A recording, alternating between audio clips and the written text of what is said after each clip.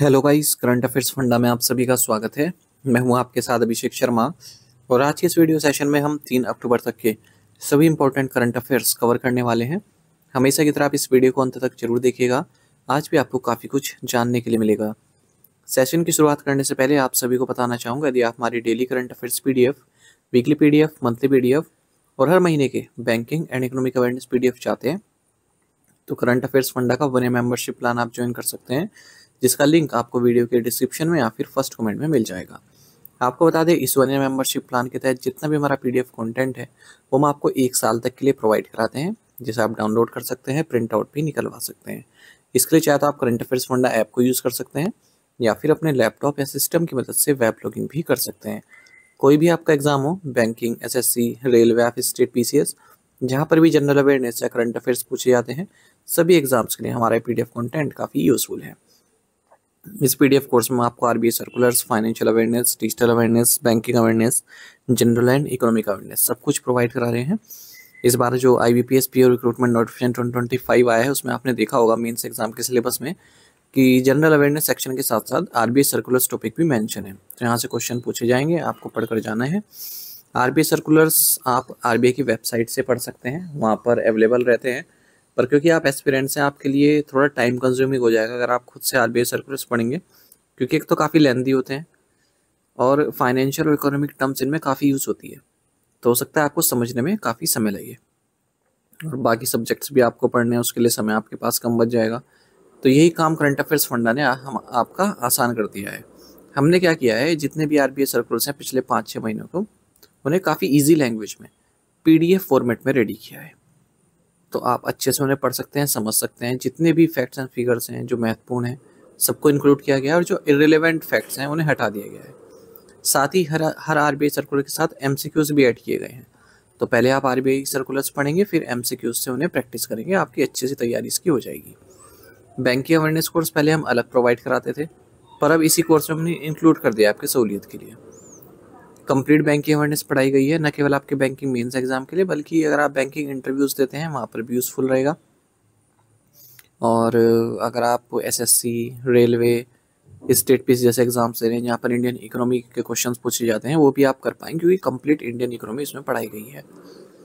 Insurance sector से संबंधित एक डेडिकेटेड चैप्टर इसमें दिया गया है। इंश्योरेंस के बेसिक्स आपके उस चैप्टर से क्लियर हो जाएंगे। तो A to Z सब कुछ आपको एक ही PDF कोर्स में मिल रहा है, वो भी 1 साल की वैलिडिटी के साथ। तो पूरे साल भर जितने भी आपके एग्जाम्स होंगे, जहाँ पर भी करंट अफेयर्स या जनरल अवेयरनेस पूछे जाएंगे, सब एग्जाम्स में यही PDF कोर्स आपका इनफ रहने वाला है। तो ये आपको करंट अफेयर्स फंडा ऐप पर मिल जाएगा।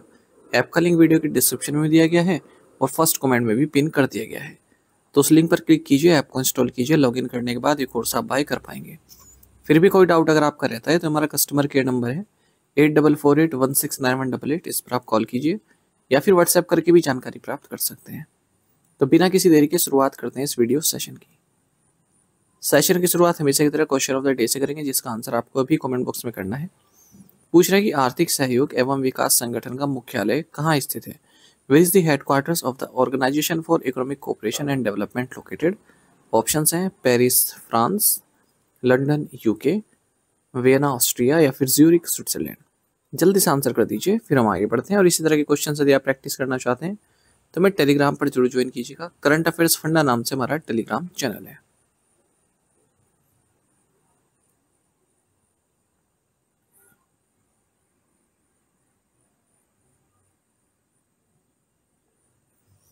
Which two countries are co-hosting the 2025 ICC Women's Cricket World Cup?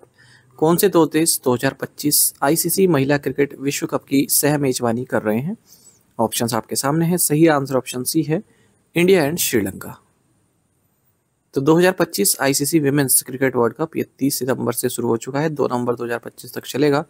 ये 13th एडिशन है विमेंस क्रिकेट वर्ल्ड कप का। इसको जॉइंटली होस्ट किया जा रहा है श्रीलंका और भारत के द्वारा। ये चौथी बार है जब Bharat women's cricket world cup को होस्ट कर रहा है। इससे पहले 1978, 1997 और 2013 के एडिशंस को भी होस्ट कर चुका है, बल्कि जो श्रीलंका है वो पहली बार इस इवेंट को होस्ट कर रहा है। 8 टीम्स इसमें पार्टिसिपेट कर रही हैं, Australia, England, India, New Zealand, south Africa, Sri Lanka, Bangladesh and Pakistan. Australia defending champions है। लास्ट टाइम जब 2022 में ये वर्ल्ड कप हुआ था तो ऑस्ट्रेलिया ने जीता था 7वीं बार। इस वर्ल्ड कप की opening ceremony Assam cricket association stadium Guwahati में हुई है भारत और श्रीलंका के मैच के साथ 30 सितंबर को। और भारत ने अब तक ये वर्ल्ड कप नहीं जीता है, 47 साल से वेट में है भारत। क्रिकेट संबंधित एक और न्यूज़ देख लेते हैं, ये है मैन क्रिकेट संबंधित। तो भारत के जो लेफ्ट हैंडेड ओपनर है अभिषेक शर्मा, इन्होंने हाईएस्ट एवर रेटिंग प्राप्त किया आईसीसी मेंस टी20 बैटर रैंकिंग में। 931 पॉइंट्स पर ये पहुंच चुके हैं। इससे पहले हाईएस्ट जो रेटिंग थी वो डेविड मलान की थी 2020 में 919। Who won the Japan Open tennis championship recently? हाल ही में जापान ओपन टेनिस चैंपियनशिप किसने जीती? राइट आंसर ऑप्शन बी है कार्लोस एल्कराज। कार्लोस एल्कराज ने टेलर फ्रिट्ज को हराकर जापान ओपन टेनिस फाइनल जीत लिया है। डबल टाइटल्स ह्यूगो नाइस और एजोर्ड रोजर वेसलिन ने जीता है। Who won the 62nd national chess championship in Guntur Andhra Pradesh? Andhra Pradesh के गुंटूर में 62वीं राष्ट्रीय शतरंज चैंपियनशिप किसने जीती है? ऑप्शंस आपके सामने है। सही आंसर ऑप्शन ए है पी इनियन। चेस की बात कर रहे हैं, ग्रैंड मास्टर पी इनियन, ये तमिलनाडु से आते हैं। इन्होंने 62वीं नेशनल चेस चैंपियनशिप जीत ली है जो कि गुंटूर आंध्र प्रदेश में हुई है। अनबीटन रहे ये इस टूर्नामेंट में। 6 लाख रुपए की इन्हें प्राइज मनी दी गई। Who has become the first person in history to reach a net worth of 500 billion US dollars? इतिहास में 500 बिलियन अमेरिकी डॉलर की कुल संपत्ति तक पहुंचने वाले पहले व्यक्ति कौन बन गए हैं? राइट आंसर ऑप्शन सी है Elon Musk.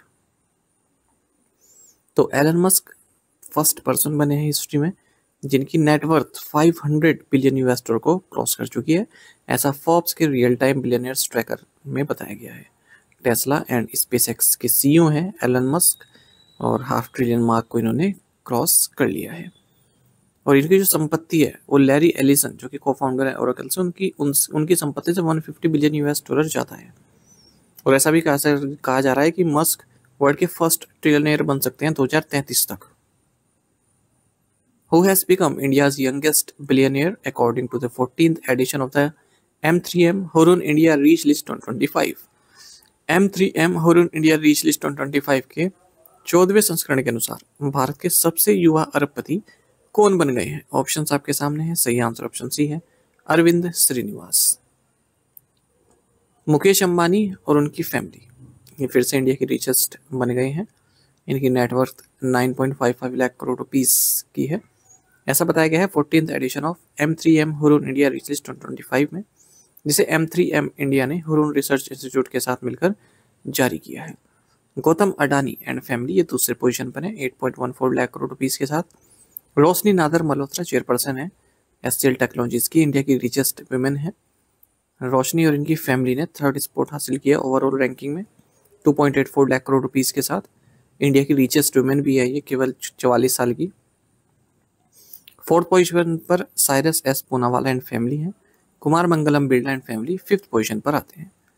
Total number of billionaires की अगर हम बात करें हमारे देश में तो 350 को पार कर चुके हैं ऐसी संख्या। और जिनकी कलेक्टिव वेल्थ है ये 167 लाख करोड़ रुपीस है, भारत की GDP की लगभग आधी।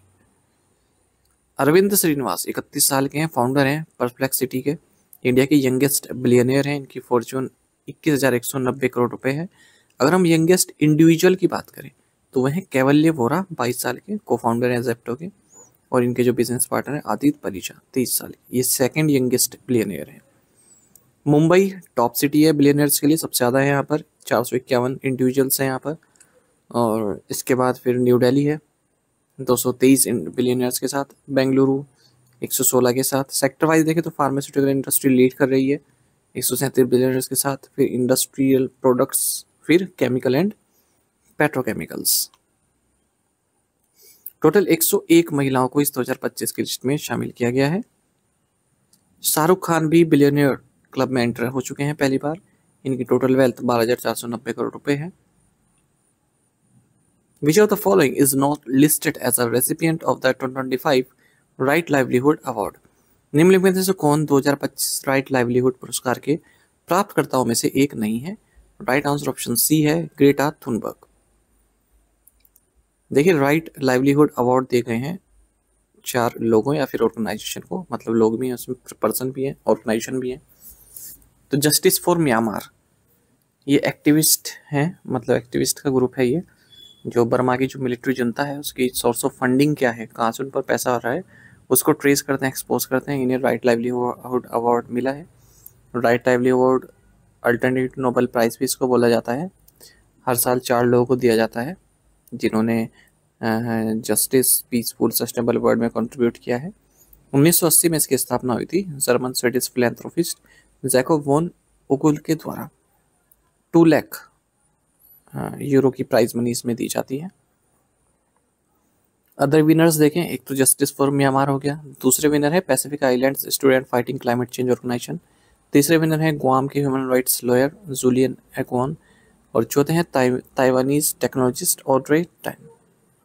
ठीक है, और सिविल वॉर और सूडान की इमरजेंसी रेस्पॉन्स रूम्स इनिशिएटिव। तो ये 4 हैं। The Kokrajhar Gelephu rail link will connect Bhutan with which Indian state. Kokrajhar Gelephu rail link Bhutan को किस भारतीय राज्य से जोड़ेगा?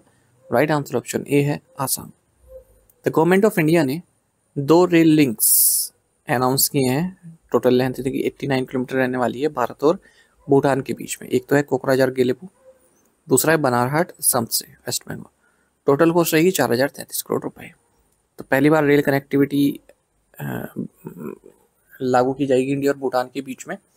भारत लार्जेस्ट ट्रेडिंग पार्टनर है भूटान का, और 5 मेजर हाइड्रो पावर प्रोजेक्ट्स पर भी दोनों देशों ने काम किया, जैसे चूका, ताला, मंगदेचू, कुरीचू और हाल ही में पुनत सांगचू second. Which Indian firm has signed a strategic MOU with Samsung Heavy Industries for shipbuilding projects? किस भारतीय फर्म ने जहाज निर्माण परियोजनाओं के लिए सैमसंग हेवी इंडस्ट्रीज के साथ एक रणनीतिक साझेदारी पर हस्ताक्षर किए? राइट आंसर ऑप्शन डी है Swan defence and heavy industrial industries limited. Ship building and heavy fabrication firm Swan defence and heavy industries limited, इन्होंने एमओयू साइन किया है सैमसंग हैवी इंडस्ट्रीज के साथ, जो कि one of the world's leading ship builders हैं।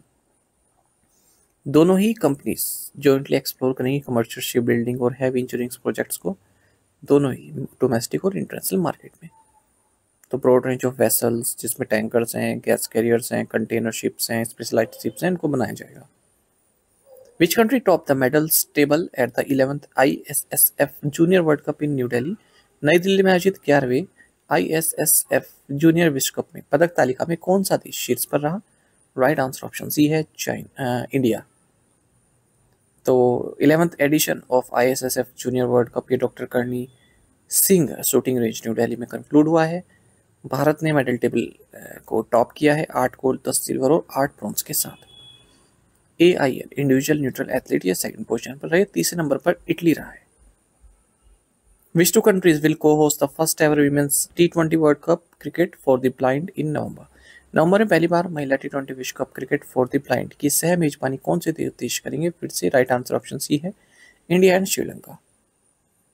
तो श्रीलंका और भारत ये first ever women's T20 world cup cricket for the blind इसको होस्ट करेंगे 11 से 23 नवंबर के बीच में। टूर्नामेंट की शुरुआत न्यू दिल्ली से होगी, उसके बाद फिर कुछ गेम्स बेंगलुरु में खेले जाएंगे, फिर कोलंबो में खेले जाएंगे। Australia, England, India, Nepal, Pakistan, Sri Lanka, USA की टीम्स में पार्टिसिपेट करेंगी। Where was the 11th world green economic summit held? 11वां विश्व हरित अर्थव्यवस्था शिखर सम्मेलन कहाँ आयोजित किया गया? राइट आंसर ऑप्शन बी है दुबई। तो दुबई में 11th world green economic summit को होस्ट किया गया है वर्ल्ड ट्रेड सेंटर में। थीम रहा innovating for impact accelerating the future of the green economy. और water, energy, technology and environment exhibition भी यहीं पर ही होस्ट किया गया है। Which country will launch the world's first nuclear power system with a closed fuel cycle by 2030? कौन सा देश 2030 तक बंद ईंधन चक्र वाली दुनिया की पहली परमाणु ऊर्जा प्रणाली शुरू करेगा? राइट आंसर ऑप्शन सी है रशिया। तो प्रेसिडेंट व्लादिमीर पुतिन ने कहा है कि रशिया वर्ल्ड की फर्स्ट न्यूक्लियर पावर सिस्टम को लॉन्च करेगा, इसमें क्लोज फ्यूल साइकिल होगी 2030 तक।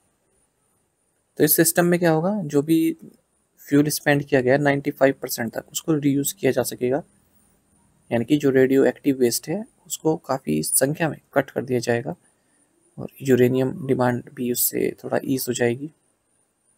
Which country's former president Nicolas Sarkozy has been sentenced to 5 years in jail after being found guilty of criminal conspiracy? किस देश के पूर्व राष्ट्रपति निकोलस सरकोजी को आपराधिक साजिश का दोषी पाए जाने पर 5 साल की जेल की सजा सुनाई गई है? राइट आंसर ऑप्शन सी है फ्रांस।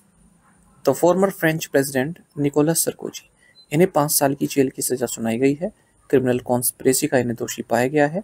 इन्होंने कई मिलियंस ऑफ यूरोस की फंडिंग प्राप्त की है, जो लेट लिबियन लीडर है कर्नल मुअम्मर गद्दाफी, इनसे। इसी तरह की एक और न्यूज़ देख लेते हैं। Former Democratic Republic of Congo president Joseph Kabila, इन्हें डेथ सेंटेंस दी गई है वार क्राइम्स एंड ट्रेजन के लिए। इन्होंने M23 जो एक रेबल ग्रुप है इस कंट्री में, इसे सपोर्ट किया था। Which Indian company signed an MOU with Etihad Rail to expand mobility sector collaboration in UAE? किस भारतीय कंपनी ने संयुक्त अरब अमीरात में गतिशीलता क्षेत्र में सहयोग बढ़ाने के लिए एतिहाद रेल के साथ समझौता ज्ञापन पर हस्ताक्षर किए? राइट आंसर ऑप्शन सी है राइट्स लिमिटेड।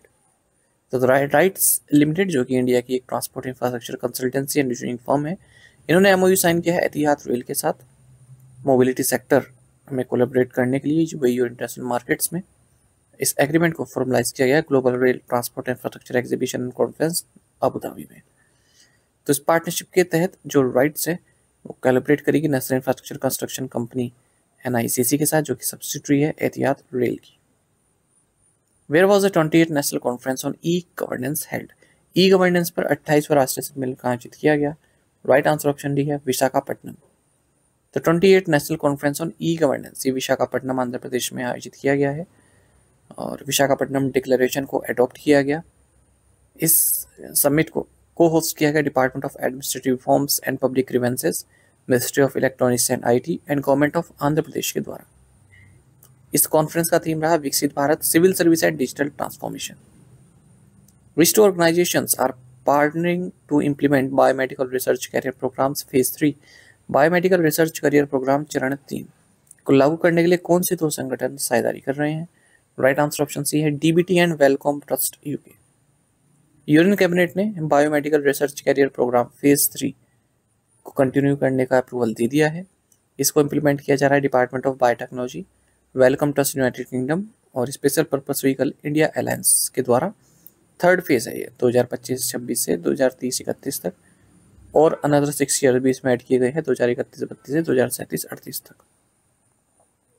और 1500 करोड़ रुपए का इसका टोटल खर्चा है DBT एंड WT के बीच में, ठीक है, जिसमें 1000 तो आपका कंट्रीब्यूट कर रहा है ये DBT और 500 करोड़ दे रहा है WT UK। तो ये एक टॉप टियर साइंटिफिक टैलेंट को नर्चर करने से संबंधित है हमारे देश में, जो बायोमेडिकल रिसर्च करते हो। इस तरह के जो साइंटिस्ट हैं उनको आगे लाना, इस तरह की रिसर्च पर कार्य करना। What is the financial outlay for the mission for आत्मनिर्भरता इन पल्सेस? दालों में आत्मनिर्भरता मिशन के लिए वित्तीय परिव्यय कितना है? राइट आंसर ऑप्शन भी है 11,440 करोड़ रुपए। यूनियन कैबिनेट ने मिशन फॉर आत्मनिर्भरता इन पल्सेस को अप्रूव कर दिया है। इस बार के बजट में इसे घोषित किया गया था। इस 6 साल तक के लिए चला जाएगा 2025-26 से 2030-31 तक। फाइनेंशियल आउटले इसकी होने वाली 11,440 करोड़ रुपए। ये इंडिया का भारत वर्ल्ड का लार्जेस्ट प्रोड्यूसर एंड कंज्यूमर है पल्सेस का, आप जानते ही होंगे। तो इसमें जो लेटेस्ट वैरायटीज़ हैं पल्सेस की, जिनकी प्रोडक्टिविटी काफ़ी हाई है, उनको डेवलप किया जाएगा। पेस्ट रेजिडेंट, क्लाइमेट रेजिलिएंट पर कार्य किया जाएगा। मल्टी लोकेशन ट्रायल्स किए जाएंगे और seed authentication, traceability and holistic inventory portal के थ्रू वर्क को ट्रैक किया जाएगा। 2030-31 तक मिशन का उद्देश्य है जो एरिया अंडर पल्सेस है, जहाँ पर पूरा एरिया जहाँ पर पल्सेस बोई जाते हैं पूरे देश भर में, 310 लाख हेक्टेयर्स का इस तरह का एरिया हमारे पास रहे। और मैक्सिमम प्रोक्योरमेंट किया जाएगा यहाँ पर तूर, उड़द और मसूर का। टू द पॉइंट क्वेश्चंस उनके आंसर देख लेते हैं। When is international day of non violence observed? October 2nd। Who founded the Khalsa Panth or the community of the pure? Guru Gobind Singh Ji. Which shipyard signed MOU with Guidance Tamil Nadu to develop world-class greenfield shipyard on eastern coast? Machgaon Dock Shipbuilders. Which state government launched the Suman Sakhi chatbot designed to address women's health challenges from pregnancy to menstrual issues with the help of artificial intelligence? Madhya Pradesh. Which ministry jointly launched Navya scheme to provide vocational training to adults and girls aged 16 to 18 years with at least a class 10 qualification? Answer is Ministry of Skill Development and Entrepreneurship and Ministry of Women and Child Development. To the point question देखिए, इनके answer आपको भी करने हैं comment box में। Which countries were hit by typhoon Bualoi recently? The 7th future food forum 2025 concluded in which city? Which country's all-rounder Chris Fox has announced his retirement from international cricket? Which Indian racer from Jammu and Kashmir finished fourth at the European Karting Championship held in Slovakia? The annual meeting of BRICS foreign ministers took place on the sidelines of which session of the United Nations General Assembly? इन पांचों questions के answer आपको comment box में करने हैं। यदि एक question का answer भी आता है वो भी आप अवश्य बताइएगा। साथ ही हमें टेलीग्राम पर जुड़ ज्वाइन करें, करंट अफेयर्स फंडा नाम से हमारा टेलीग्राम चैनल है। Thank you guys.